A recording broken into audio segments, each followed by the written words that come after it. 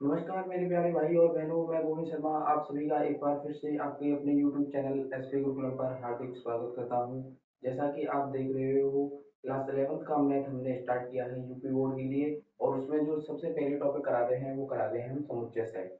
उसकी एक क्लास आपने देख ली है, जिसमें हमने देखा कि सेट किसे कहते हैं, सेट के टाइप्स, सेट को लिखा कैसे जाता है, वो हमने देखा था। उससे आगे आज की क्लास में देखेंगे। जैसे देखेंगे परिमित समुच्चय किसे कहते हैं, अपरिमित समुच्चय कहते कहते हैं, रिक्त समुच्चय, सबसेट यानी कि उस उप समुच्चय वो किसे कहते हैं, वो सारे ही टॉपिक आज की क्लास में हम क्लियर करने वाले हैं। यदि आप चैनल पर नए हैं तो वो चैनल को सब्सक्राइब कर लें, बेल आइकन दबा लें, जिससे कि आने वाली वीडियो का नोटिफिकेशन आपको समय से मिलता रहे। और चलिए एक बेहतरीन तरीके से हम आप आज की अपनी क्लास को स्टार्ट करते हैं। एक बार वीडियो को शेयर जरूर कर दीजिएगा अपने ग्रुप में। तो चलिए देखते हैं, आज की क्लास को स्टार्ट करते हैं कार्डिनल संख्या। कार्डिनल संख्या इसकी बात करेंगे, यानी कार्डिनल संख्या किसे कहते हैं। इंग्लिश वाले बच्चों के लिए भी कार्डिनल क्या होता है, कार्डिनल नंबर। कार्डिनल संख्या किसे कहते हैं, यानी किसी समुच्चय में, किसी समुच्चय में कितने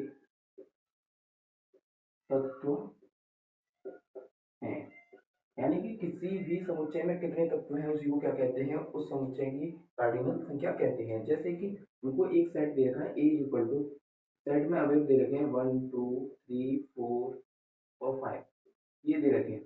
तो ये हमको क्या दे रखा है, एक सेट दे रखा है। ये बताया था मैंने, ये सेट को नोट करने का एक क्या होता है, ब्रैकेट होता है, उसके अंदर ये एलिमेंट लिखे होते हैं। ये क्या है, इसको क्या कहते हैं, हम समुच्चय कहते हैं।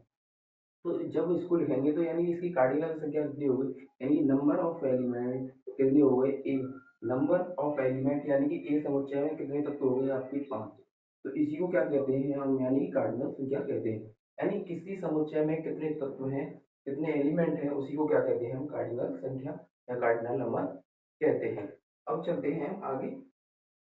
इक्विवेलेंस सेट, यानी कि समतुल्य समुच्चय किसे कहते हैं, और इक्वल सेट, दोनों में ही एक ही बार में देखेंगे, जिससे कि आपको डिफरेंस पता चले कि इक्वल और इक्विवेलेंस दोनों में संबंध क्या होता है। समतुल्य समुच्चय, समतुल्य समुच्चय यानी कि इक्विवेलेंस सेट, यानी कि जो लगभग बराबर है, यानी कि जिनकी कार्डिनल संख्या, जिनकी कार्डिनल संख्या,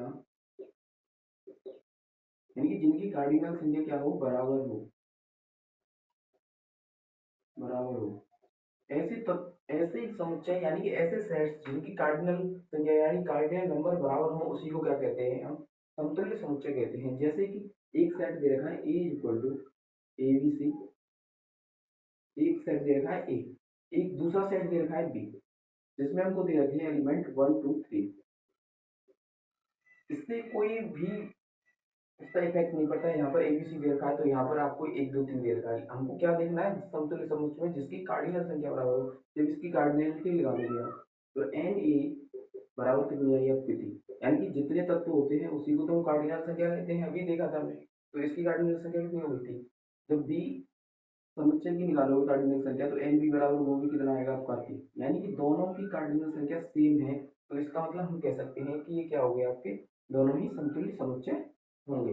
यानी कि नंबर ऑफ एलिमेंट क्या होने चाहिए, एन ए बराबर एन बी, यानी कि दोनों के ही एलिमेंट्स बराबर होते हैं, तो उसी को क्या कहते हैं हम, समतुल्य समुच्चय कहते हैं। और दूसरा ही होता है इसके जैसा ही समान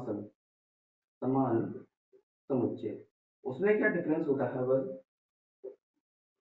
कि नंबर ऑफ एलिमेंट तो उसमें इक्वल होनी चाहिए, नंबर ऑफ एलिमेंट यानी कार्डिनल संख्या तो क्या होनी चाहिए आपकी, बराबर होनी ही चाहिए।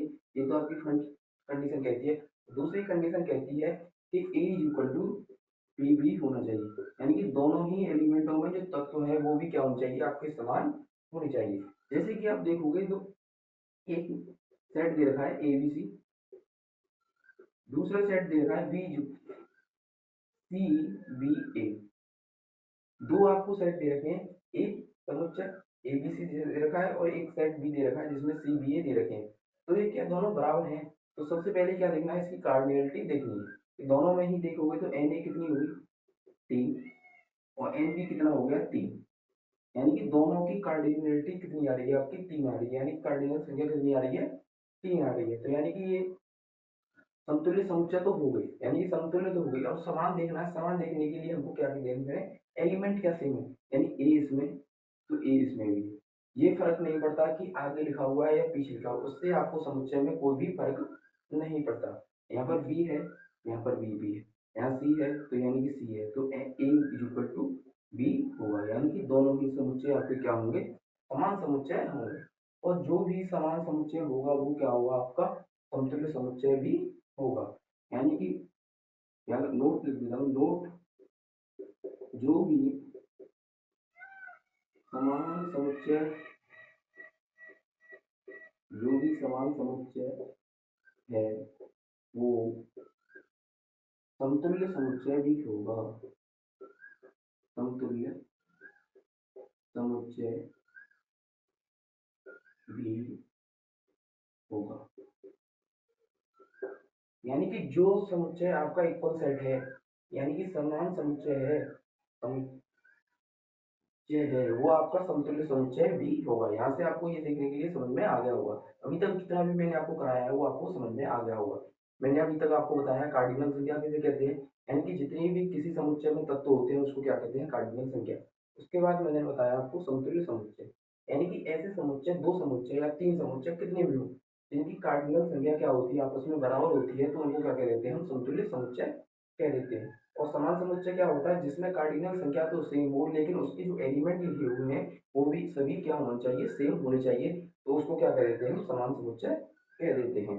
तो अब देखते हैं परिमित समुच्चय और अपरिमित, इंग्लिश में कहेंगे फाइनाइट और नॉन फाइनाइट। अगर यहाँ तक आपको अच्छा से समझ में आया हो तो वीडियो को लाइक कीजिएगा, चैनल को सब्सक्राइब करना ना भूलिएगा। तो अब देखते हैं परिमित समुच्चय। परिमित समुच्चय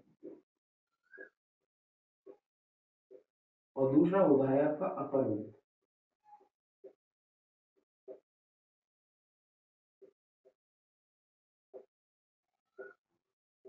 यानी कि परिमित समुच्चय क्या होता है और अपरिमित समुच्चय क्या होता है। तो परिमित समुच्चय में देखोगे कि इनकी कार्डिनल संख्या को हम गिन सकते हैं, यानी कार्डिनल संख्या, कार्डिनल संख्या गिनी जा सकती है।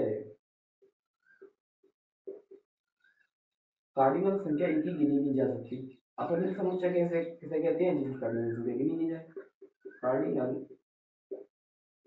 संख्या गिनी न जाए।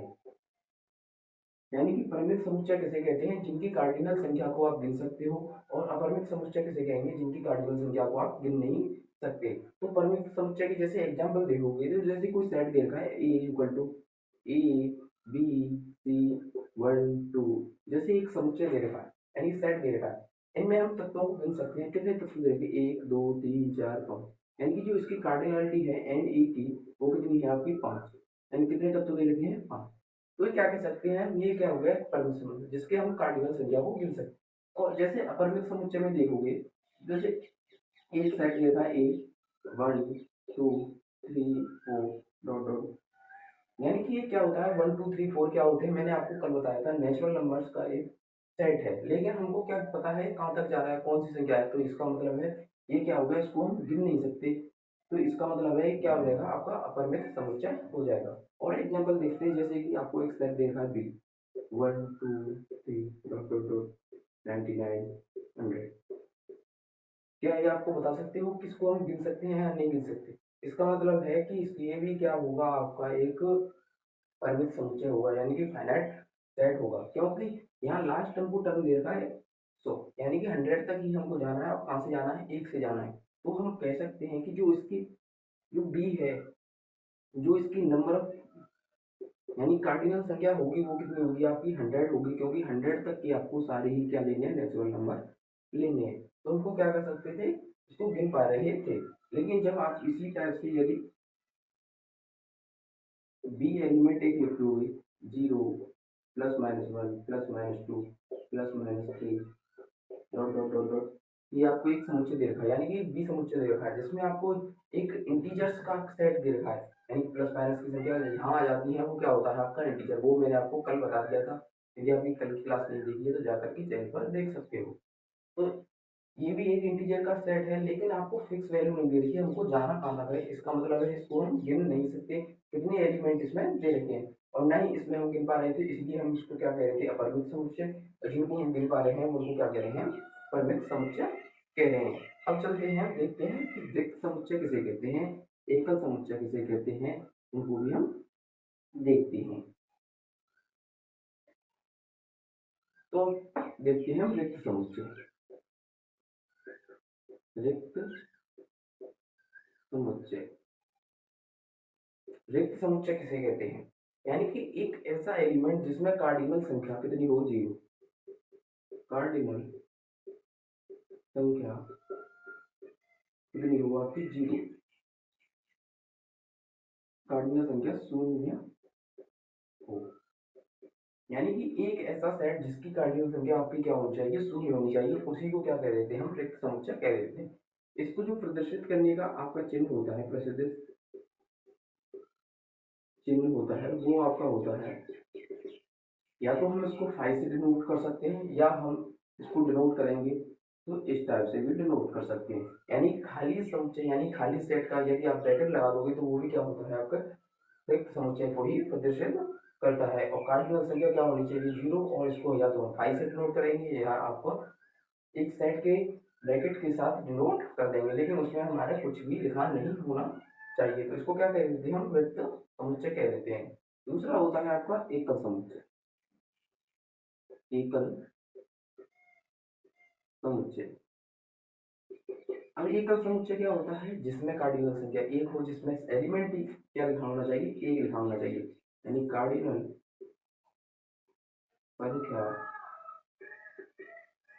एक हो, यानी जिसकी कार्डिनल संख्या एक हो उसे क्या कहते हैं हम, एकल समुच्चय कहते हैं। जैसे कि हम पर कोई एक भी लिखा है, जैसे सेट में लिखा है एक, ए बराबर, तो ये क्या हो गया आपका एकल समुच्चय, जिसमें क्या लिखा है, एक ही एलिमेंट लिखा है। जैसे डी बराबर लिखते हैं ए, ये क्या हो गया आपका एकल समुच्चय हो जाएगा, यानी कि जिसमें कोई कार्डिनल संख्या जीरो हो तो उसको क्या कह देते हैं, रिक्त समुच्चय, और एकल समुच्चय कार्डिनल संख्या एक हो